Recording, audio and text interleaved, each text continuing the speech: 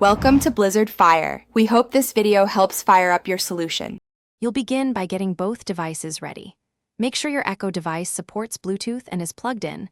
That powers the wireless radio.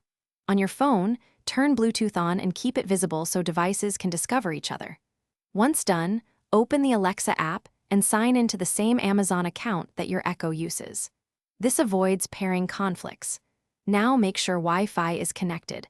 Alexa uses Wi-Fi for control while Bluetooth handles. Next, you'll initiate pairing from the Alexa app. In Devices, pick Echo and Alexa, then select your Echo unit. This ensures you pair with the correct speaker. Tap Bluetooth devices, then pair a new device. Alexa will start scanning. On your phone, watch for your Echo name and tap it. When a code appears, confirm it on both ends. If no code shows, accept pairing anyway. This links phone audio to Alexa so you can stream music or take calls through the Echo. Finally, verify the connection by asking Alexa to connect to your phone or by playing audio. Sound should come from the Echo.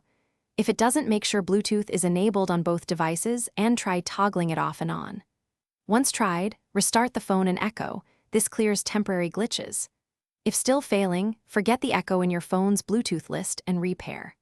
Also, keep devices within about 30 feet and reduce Wi-Fi congestion. Interference often causes dropouts, so move closer or change router channels if needed. Thanks for watching. If you found this helpful, don't forget to like and subscribe.